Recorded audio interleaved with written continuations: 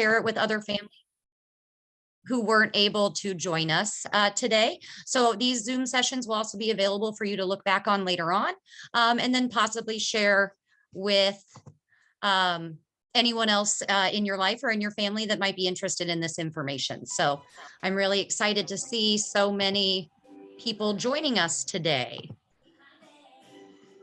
Since I've given a bit of an introduction, I am going to share my screen, and we're going to do a bit, we're going to work through a PowerPoint presentation, well, slides now.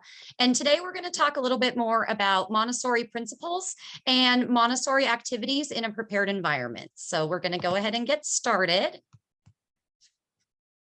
I am almost ready. I apologize about the delay. This is one of my first Zoom meetings since I've been home for. So we will get started here.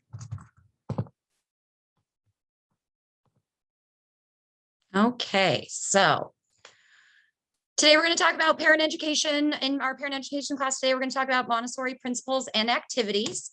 So the principles and key concepts that you'll hear frequently in a Montessori classroom, whether that be in a toddler classroom or in a primary classroom, which would be children. Our toddler students typically range from about infancy, 12 months to 18 months. And then our primary students, our Wild Heart students, are ages 3 to 6. So the principles and concepts you'll hear throughout those classrooms are going to be known as the absorbent mind, sensitive periods, and freedom within limits. So we're going to take a minute and talk about each one of those independently. These might be terms that you have heard before, or they might be terms that are brand new to you.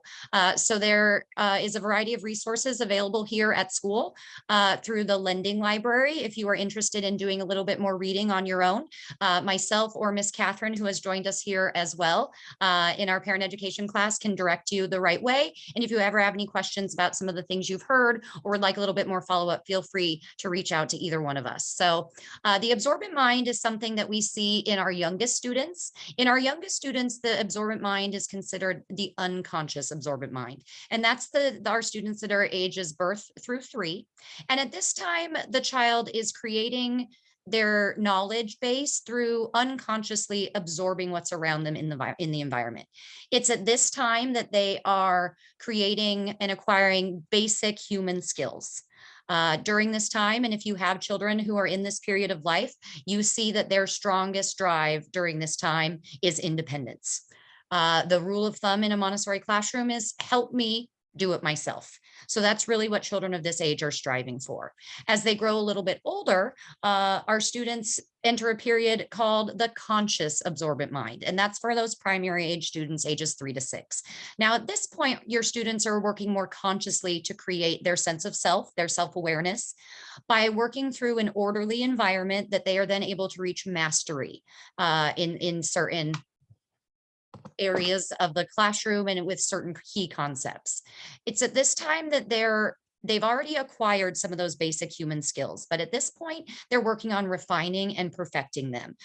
In that, we're looking at refining some of the motor abilities, whether that be gross motor or where the child is moving their whole body, or some fine motor abilities, really refining that pincher grasp, that ability to control their hand motions and things like that.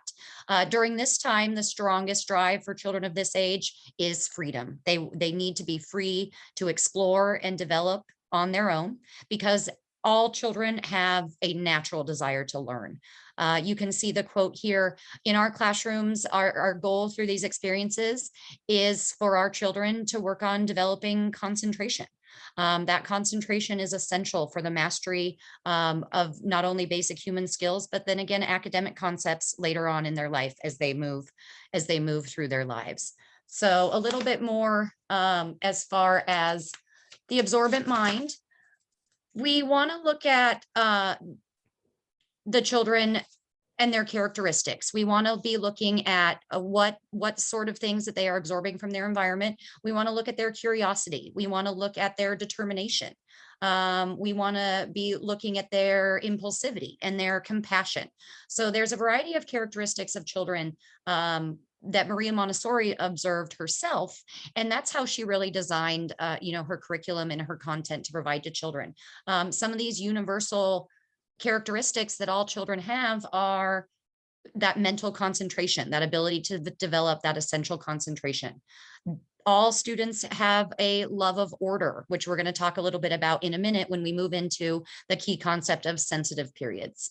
Children like repetition. If you've worked with children in this age group, you have seen that. You might have read the same book over and over and over. You might have opened and closed the same containers over and over and over. Children like to repeat things. That repetition encourages that sense of order, that ability for them to work towards mastery in their own environment independently.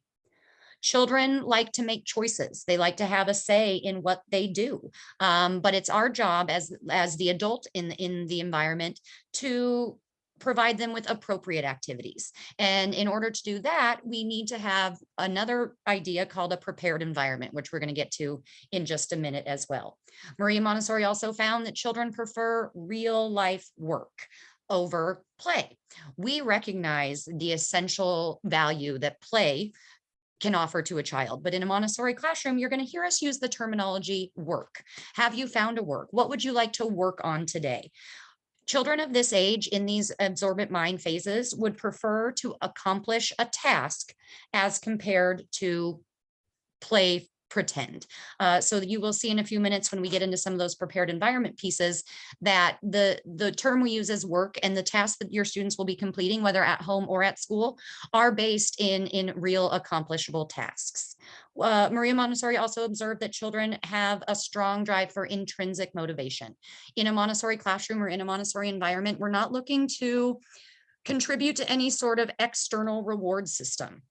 In a Montessori classroom or a home environment, we're not going to use a punishment and rewards-based system. Our children are encouraged to learn and grow and master new concepts and acquire new skills because of that intrinsic drive to feel satisfied about what they do, because of how it makes them feel. We don't want to offer any sort of reward as a behavior modification, because we really want our students to master those feelings internally and intrinsically on their own. Again, the goal of this is to develop not only concentration, but also independence.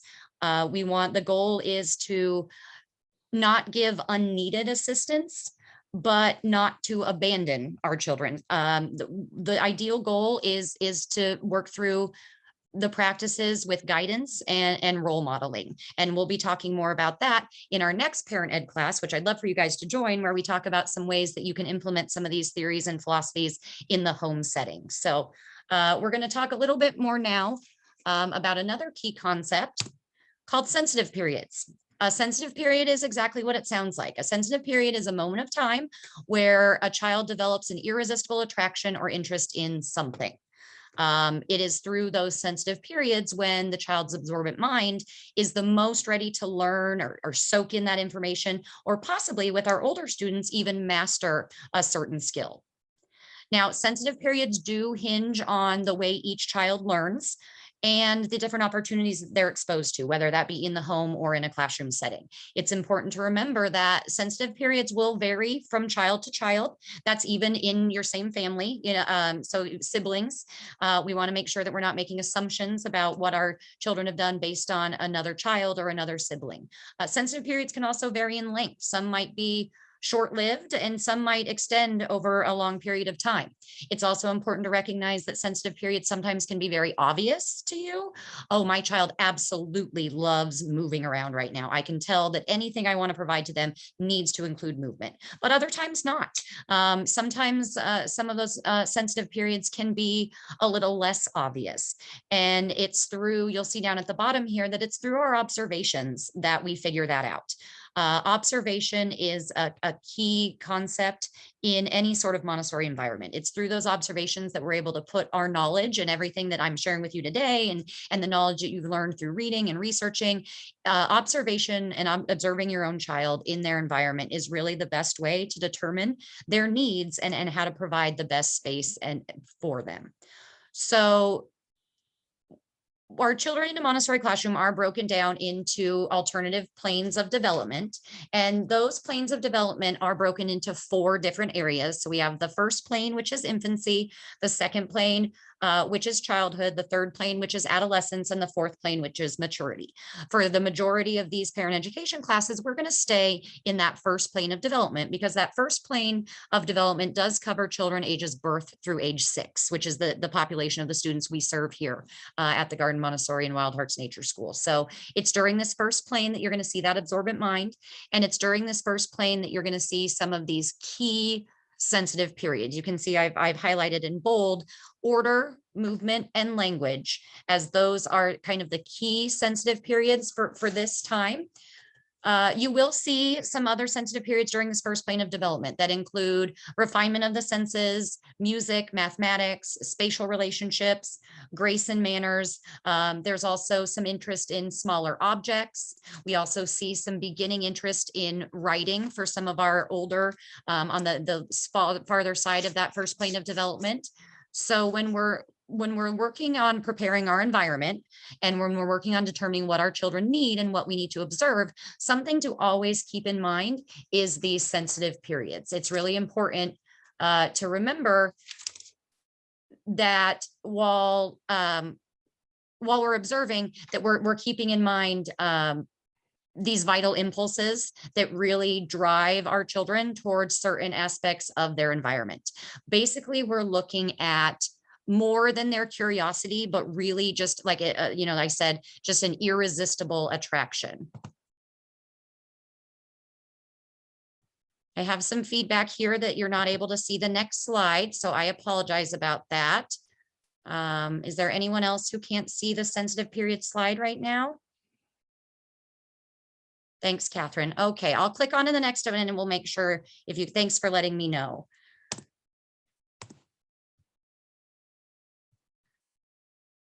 So our next slide here.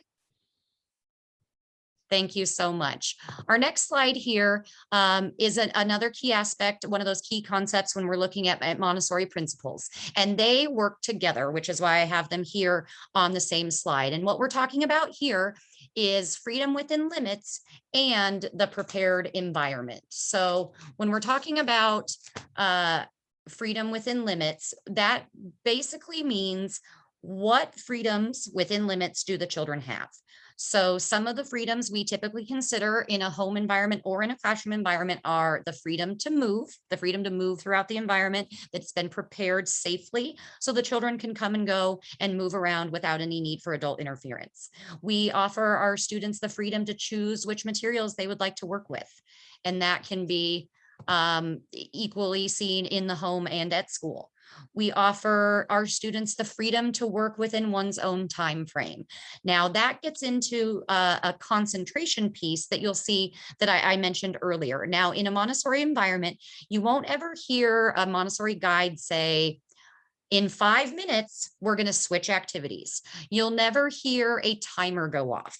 We want to make sure that our students have the freedom to work within their own time frame and really explore and extend the learning with the material for as long as they are interested in it, for as long as it takes them to develop true concentration.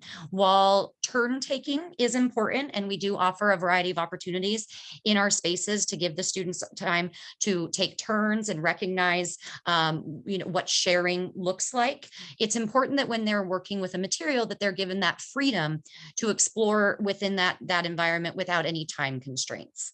We give our students in a Montessori environment the freedom to work alone or with others. We will work in small groups. We will work in large groups. And then there's always the opportunity for students to work independently. And we guide that and model that through our language and through the way we set up the environment. We always allow our students the freedom to observe. As we are gaining skills and valuable information through observing, our students are also able to observe the way that their peers interact with the environment. A lot of that stems from what I'm not going to talk about today, but Montessori classrooms are considered multi-age classrooms. What we do in a toddler environment is we put students of multiple ages together in the same environment, the same thing in a primary classroom. That allows those students not only to work together and learn and grow, but those younger students can really observe the work that the older students are participating in and really see what that mastery is going to look like for them. Those older students can then get the trade-off. They can work with those younger students. They can present materials to them that they've already mastered. Not only does that give them a chance to practice that material, it also reinforces the concept for them as they're sharing it with someone younger than them. So we always offer the opportunity to observe, because the students working in multi-age classrooms are able to get a lot of information from watching each other. We offer our students the freedom to interact with others. While Montessori classrooms typically are fairly quiet, it's because our students are concentrating and really invested in the materials that they have, not necessarily because there isn't freedom to interact. There is a lot of free dialogue. We want our students to feel free to share freely and open up with their peers and with their guides, to have that freedom of interaction. And we offer the freedom to develop in accordance with the child's own natural laws. I apologize if you can't hear me. They did just start mowing the lawn right outside of the window. So if that gets in the way, please let me know. Okay. So we want to make sure, like I mentioned previously, we're going to make sure we're not putting any assumptions on our children based on things that we've read or seen with other children, or things our friends have told us about what our kids should be doing at a certain time or at a certain age. We want to make sure that we're giving them the freedom to develop naturally within their own natural laws and with their own needs. So if we're going to talk about some of those freedoms, we also have to consider what some of those limits to freedom would be. The term that I've used previously is guidelines. Another good rule of thumb is ground rules. There have to be some types of limits in a space like this. And those limits, those ground rules typically consist of safety. In a classroom like this that allows free exploration, we have to make sure that our children are not harming each other, that they're not harming the materials, and that they're being respectful and following those ground rules from the guide or the adult in the environment. So there is a lot of freedom to learn, but there are some limits. So it's important that we're teaching our children the correct use of the materials. And we do that, as I mentioned earlier, through role modeling and through guiding and through the presentation of those lessons. Our students are going to get the opportunity, and your children at home, to understand the correct use of the materials, because will have previously guided them through that. So it's really important that they understand that correct use of the materials. It's also important that we are making sure that we're providing them with an environment that's prepared in accordance to their knowledge. So we want to make sure, as we prepare an environment, that it's based on our observations of what our children already know and what they need to know. So it's important that their knowledge precedes their choice. So we only want to put materials in the environment that we know our students are going to find success with. Of course, we don't want it to be too easy, but we want to make sure that our children have already seen the previous skills and the previous experiences they'll need to work towards mastery. Otherwise, too much defeat, the inability to be successful independently, can cause, kind of distinguish that love of learning, which is what we're really trying to grow. So it's really the adult's responsibility in that prepared environment to offer that freedom within limits, to discern between spontaneous, constructive activity and what activity might not be purposeful. It's important to guide that spontaneous action and redirect a child if their activity isn't purposeful. We can tell when the activity might not be purposeful. It's characterized by a lack of concentration, random disorderly movements, or the imitation of others. So those are all things to be observing for as you're working within some of those freedoms, and then also within that prepared environment. So we are going to go into a little bit more detail of the prepared environment. And this prepared environment, we're going to talk a little bit about how it looks both in the classroom and at home. I think as soon as I can move to the next slide. There we go. So Montessori activities in the prepared environment are grouped together based on content areas and concepts that we want our children to learn. Now, you can see these content areas across toddler environments and those primary classes that we've talked about. And some of those activities fall into the categories of practical life, sensorial, mathematics, language, science, and culture. And we're going to talk a little bit more about each one of those right now. So first, we're going to talk a little bit about practical life. As I mentioned previously, practical life is can be seen and described as real life work, things that the students can do and complete an actual task. So some examples of those might be folding or even sorting the laundry into color piles, into different types of clothing, things like that. Folding is a really important skill even for our youngest children. Another task that they can help with at home would be loading or unloading the dishwasher. Of course, we want to make sure that we're using materials that are safe, handling all of the sharps and things like that safely. Students really enjoy participating in baking and cooking tasks at home. They can help stir and measure. So we're getting a lot more than just practical life skills as we participate in activities like that. There's different mathematics opportunities, there's different language opportunities, all included in some of those tasks. Students also like any sort of cleaning up activities, any sort of, you see on the other side at school, we call that care of the environment. I have here sweeping and mopping. Something to be noted though, at the school environment, those tasks are able to be done easily because we've provided our children with child-sized materials. So if our students here at school are sweeping or mopping, they're doing that with a material that is child sized. So if that's something you're interested in your child helping you with at home, that's definitely something you would want to provide for them in a size that they can manage. For those of you that have seen those For Small Hands catalogs coming home, that can be a wonderful place to find some of those practical life materials that I'm mentioning today that you can purchase for your home. Another good way to do some of those sweeping activities would be a handheld sweeper. A handheld sweeper is a tool that even our youngest children can use and start practicing working towards mastery with that. And that's something that can be easily provided in the home. One that I didn't get on here, but I would like to mention because our youngest students really enjoy this activity, and that's window washing. That can be easily done with a spray bottle from the dollar store and just a squeegee. I do recommend that the space underneath the window is free of any rugs or clothing or anything like that, because there will be some water accumulating at the bottom, but that's an activity that our youngest students can participate in for hours. At school, you're going to see a lot of those same types of care of environment activities. You will see prior to COVID, you did see some of those baking and cooking tasks in the classroom. Food preparation is a big part of practical life in a Montessori classroom, but unfortunately, the global pandemic has made that a little bit more difficult. You see in the photo here, the photo I've included is those dressing frames. So a dressing frame is a tool that allows children to work on that care of self. They offer opportunities for independent buttoning, snapping, zipping, and then later on, lacing and bow tying are things that we'll work with some of our oldest students on.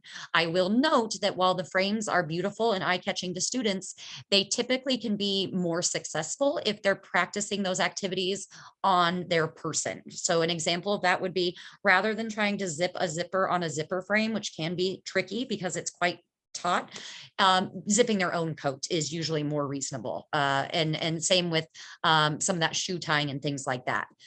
So making sure that you're offering opportunities for all of those experiences. At school in the practical life area, you'll see a lot of pouring activities that can be wet or dry. That hand motion switches and changes to give students opportunities to practice pouring with their whole body. Activities that allow them to move just their hand. And then finally, activities that allow them to move just the more refined smaller hand grasp, some of that fine motor.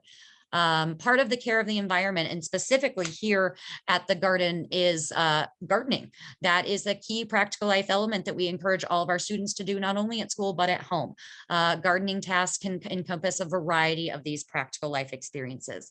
We also encourage our students to participate in animal care experiences. Here at the Garden Montessori, we have our bunnies that the students do help take care of, and students at home can absolutely help with all of those animal care projects that are of course safe. So when it comes to toileting and cleaning up, so animal, that is something that needs to be guided by the adult for safety purposes. But as far as food offering and things like that, our students and children can definitely help with those types of things.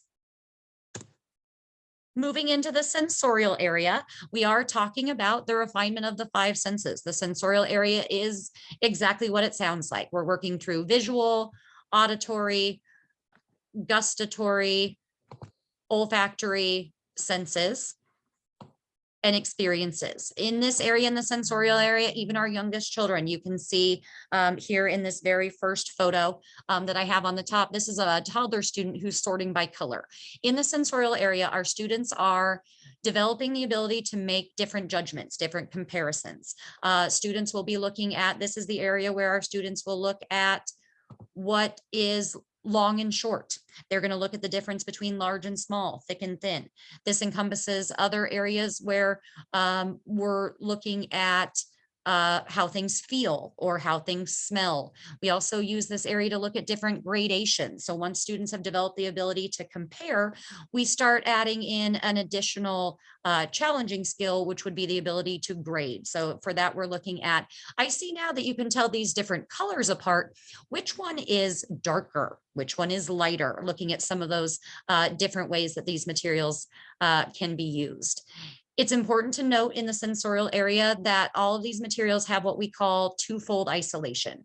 And that means that one variable through each material will change and only one sense is focused on. So you'll never have a material in your sensorial area that asks the children to look and smell to sort or judge what makes those materials the same or different. So keeping that in mind as you're preparing your home environment.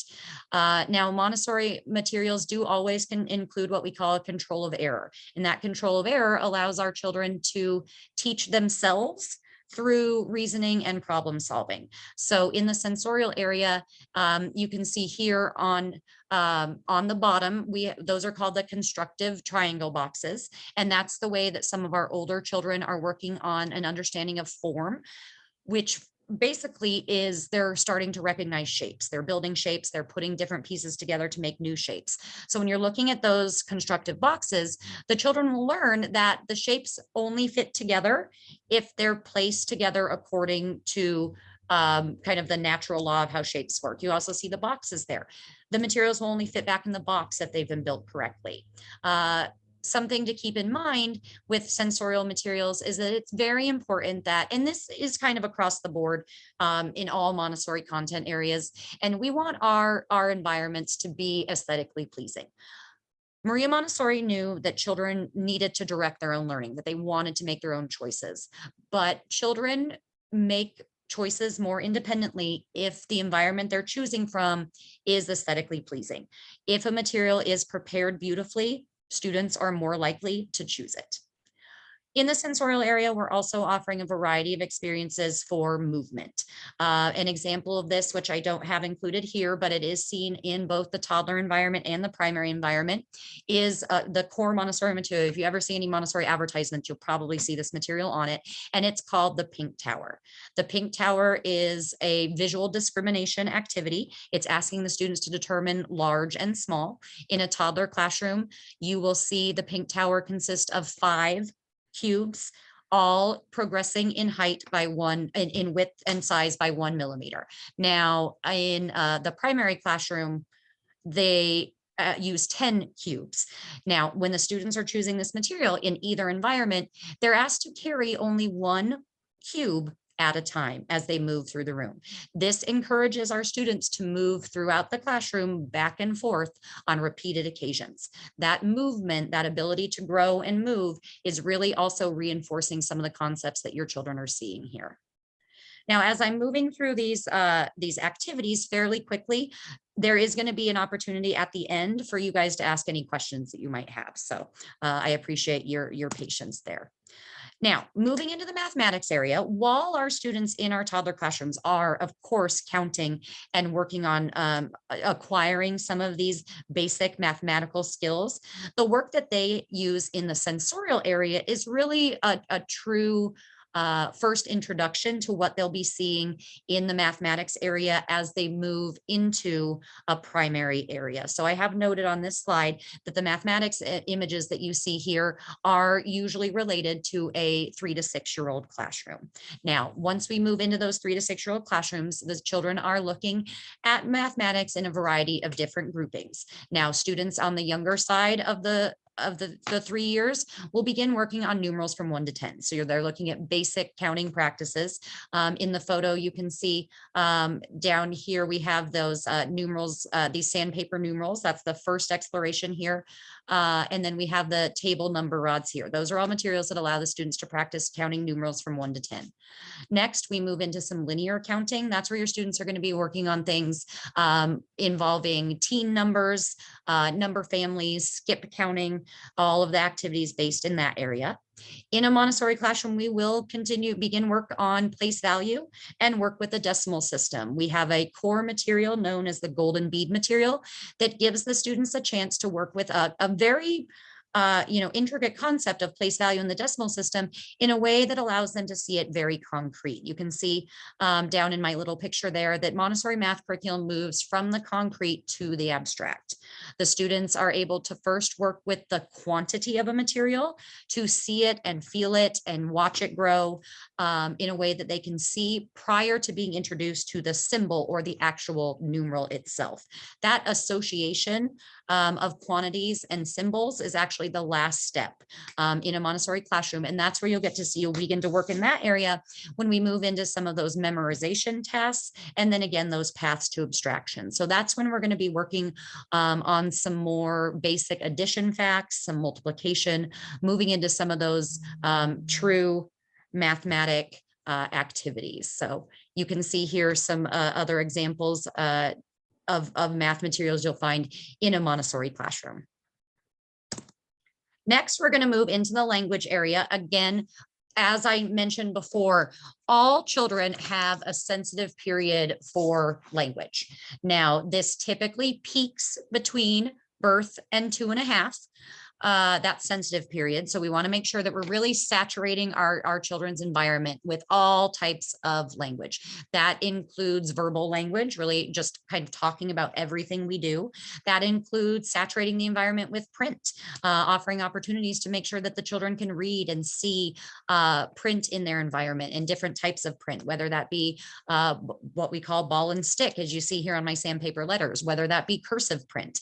It's important that children are encouraged to see a variety of different print and vocabulary and language in their environment. As they've begun that introduction, that pre-linguistic abilities, they're really doing more listening than they are talking. As they grow a little bit older, they'll move into some of those single word and multiple word linguistics. And then of course, as they move past that 2.5 in up through 6, you're looking at that refinement of language. And the materials you see here are some of the materials you would see in a Montessori environment that encourages that language development, that refinement of language. So up here in the top left corner, that's a material called I Spy, and that's a phonemic awareness activity that allows the children to begin segmenting and blending the sounds that language make. It's important to note that language in a Montessori environment is phonetically based. So we are always going to teach our students the sound the letter makes prior to teaching the letter name. So it's important as we're walking around and even recognizing letters in their own name. I see an M. You're right. That says So as you're working at home with your children and you're beginning to hear some of this babbling and maybe some of these sounds of language are coming out in those older kids, really making that association to the sound that a letter makes rather than just the letter name. Up in the top right corner, that's the sandpaper letters. That's a material we use in our Montessori classroom to begin that association, to recognize that letter and then again associate the sound that it makes. In the bottom left-hand corner, that's another key material in a Montessori language classroom, and that's known as the movable alphabet. The first experience with that actually relates it to the sandpaper letters, and it begins as a matching experience. I would then let the children know that the sounds in the box of the movable alphabet, the letters that they make sounds too. And they can begin by putting those sounds together to make words, as you see that this student doing in that picture. The final picture, I have included the series of books that I have always used, but any sort of early reader is valuable to have in your home and in the classroom. This series here is the Bob book series, and I've seen success with that over many, many years. It is available on Amazon and at a variety of booksellers if you're interested, and it is leveled so the students can work through those concepts as they gain them. So for our youngest students, of course, we're going to be looking at that set 1 of very simple short vowel 3-letter words.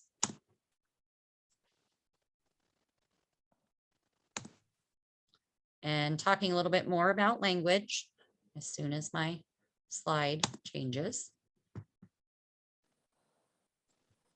Give me just there we go. Okay, so those 4 basic principles, as I mentioned, the absorbent mind, those sensitive periods, those are all a huge part of the language area in Montessori. Children, Marie Montessori found, have a strong urge to communicate. That drive for independence is seen through their ability to communicate. Typically, if children are of any age are melting down, are having tantrums, a lot of the time that stems from their inability to communicate how they're feeling, their inability to share what's happening in their environment that isn't working for them, and where they need more help. So it's really important to keep that in mind as your children might be showing behaviors as they're working and growing those language skills. Children of this age and developing language are learning through their senses. They're learning through movement, and they're learning through that purposeful activity. So all of the other activities I've spoken about through those Montessori class, that sensorial area, that practical life area, all of those skills are really preparing children to be successful in the areas of communication, in the areas of language and linguistics. So they all tie together to really offer a whole, well-rounded education to young children. Now, I've included the 3-period lesson here on the language slide. Now, the 3-period lesson is a core idea across all Montessori activities. Now, it can be done with any sensorial material you might see. It can be done with any math activity you might see. I see it a lot. I use it a lot in the science area as I'm working through different parts of animals or different animal classifications.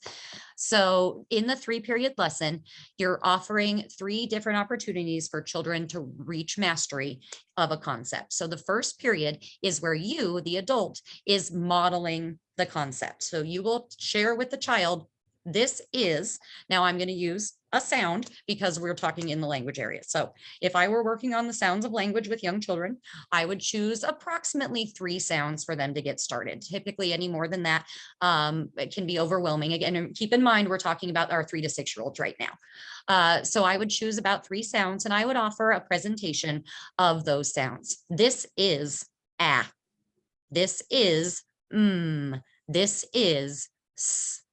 After the child has been given that introduction, the second period of that lesson offers a prompt for them to show you. That can be seen as show me, but what I'll use in the classroom to keep the material exciting and inviting is point to ah, point to point to s. You're going to want to continue that second period as long as necessary. That first period is going to be a one-time. This is, you're going to share that information. That second period, you might need to repeat and repeat and repeat.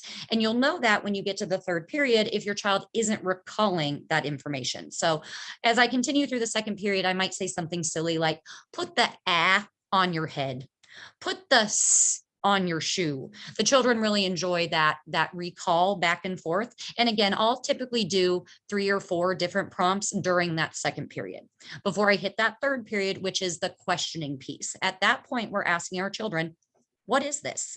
I will then pull back out, for example, that sound of ah, and I'll say to the child, what is this? Looking for them to respond with ah.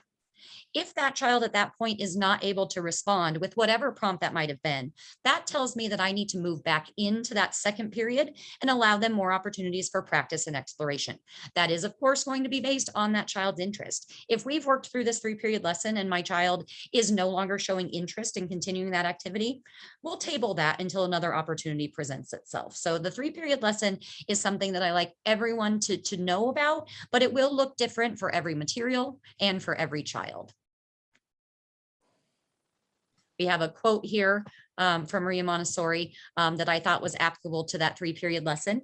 And it says, do not tell them how to do it. Show them how to do it and do not say a word. If you tell them, they will watch your lips move. If you show them, they will want to do it themselves. So that's something that we're keeping in mind as we're working through that 3-period lesson.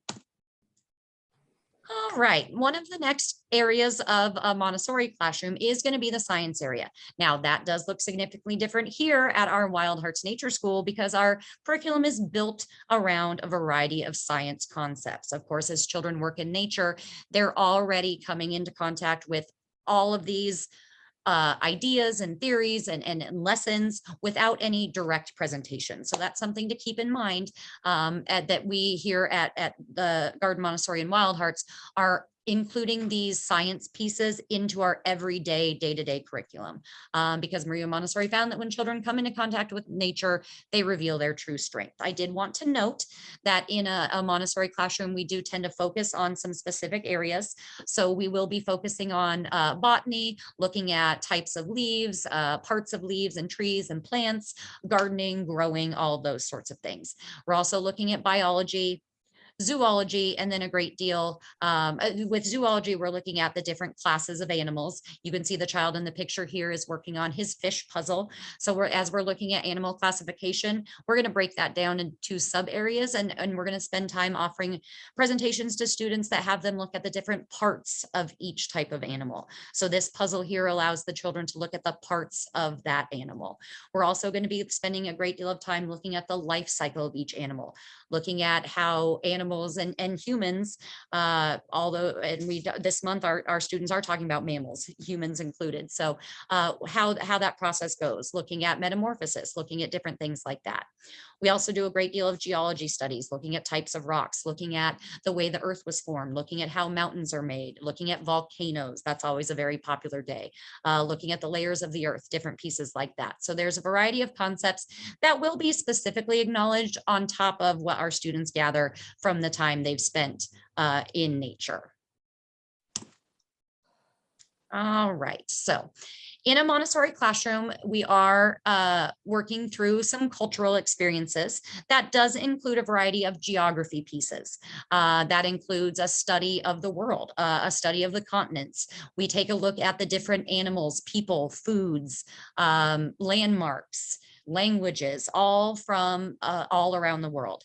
There's also a study of history in the Montessori culture area. We're looking at the timeline of people. We're looking at calendars. We're looking at how those connections are all made. We're also looking at culture. And as we look at culture, we're looking at, in a Montessori classroom, peace education. Now, there are 4 different areas of peace education. And as I'm talking, you'll hear how these pieces relate back into some of the things that I've already spoken about.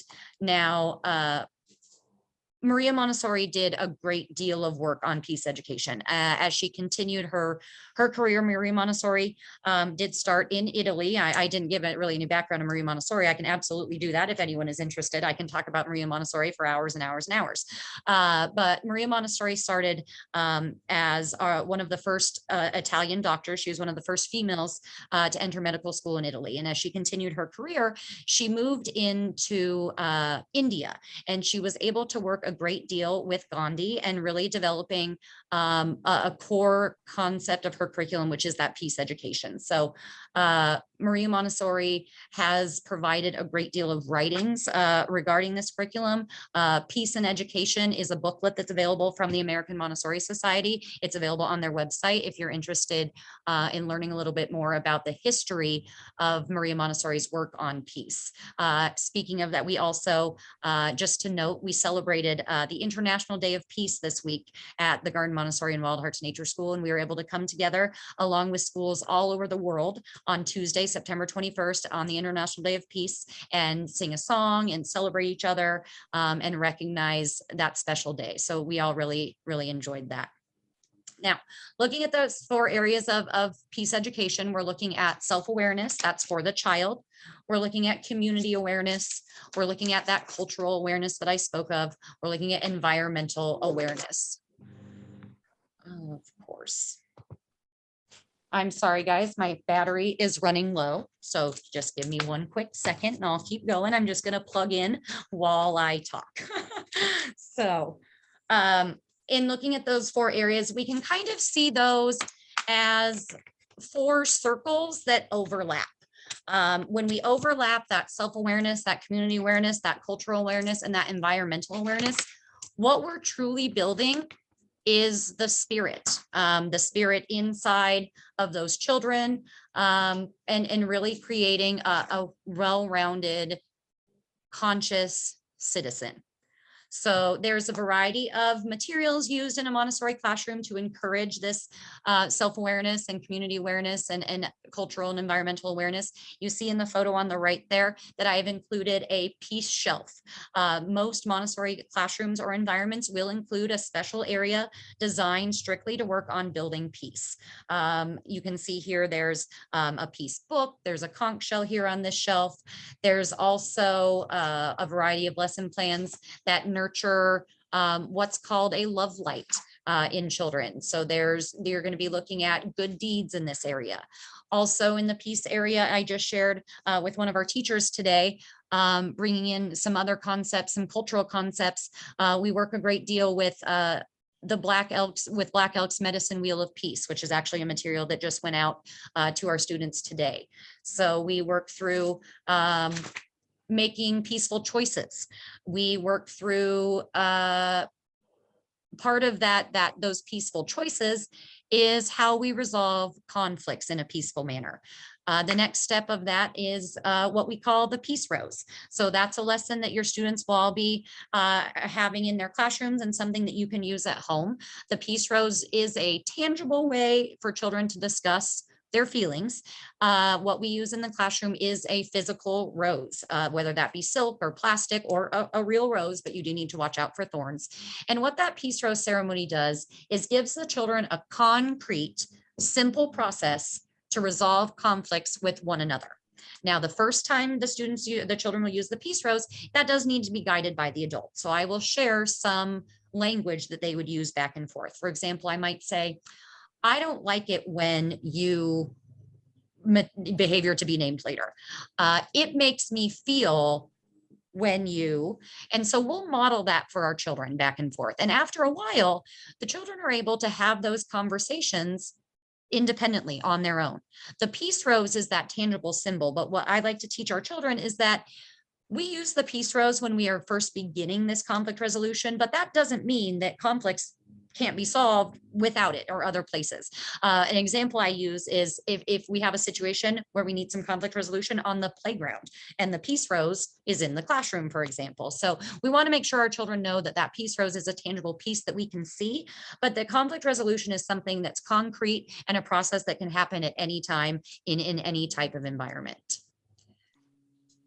As we continue in talking about peace education, again, we're looking to build those 4 areas are going to build that spirit. In that self-awareness, we're looking at not only the body and muscle awareness and breath awareness and just general self-awareness. We're also looking at the mind, how those 5 senses relate back to our self-awareness. We're looking at how positive and negative choices relate back to the mind. We're looking at the power of concentration and how that relates back to some of this awareness. In this area, we're also looking at our emotions. We're looking at how we can identify and express our feelings, whether those be positive or negative. We're encouraging our children in this area to express and expand on their empathy and their ability to recognize that in others and share and assist in some of those feelings. We're talking about changing feelings. We're talking about how our feelings can change quickly and some of the strategies and tools that we have to be successful in handling and confronting some of those emotions. All of that brings us back to that spirit, to that web of life and that cultural awareness and that environmental awareness and really how we're all connected. We want to make sure that in this area, we're appreciating the differences in people. We want to make sure that we're recognizing not only the differences in people, but what our earth can give to us and the spirit of the earth and what we get from that. We also are looking in this area to bring not only peace to our children, but peace to the greater world. And that's what the quote I have at the bottom there. We hope that by working together to bring peace to the world through our children, that we'll see change reflected, in the future. Maria Montessori said, and this is back, during her time, and it's just as applicable today, that education is the best weapon for peace. So that's all of, whoa, I just now noticed the time. I wasn't sure I'd fill the whole hour, but that's all I have for today. Feel free to reach out and contact me at any time if you ever have any questions, whether that be about Montessori, whether that be about anything else. I would love to talk with you more. I am going to stop sharing my screen right now and then open it up for any questions if you have them. You can either type it in the chat box or go ahead and share. Kate, it looks like she's pulling back up. Kate, are you there? Hi, guys. I'm sorry. My computer died. I'm so sorry. There was a question for you in the chat on when the Peace Rose begins. When do you start teaching that?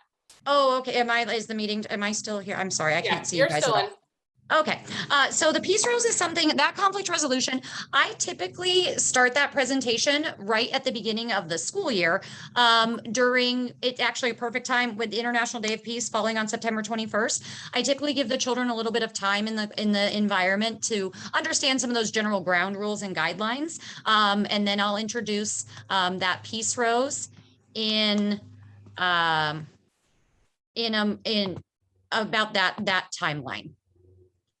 Does that answer your, thank you, Miss Catherine, for jumping on. I'm so sorry. And what age would you start that? When do you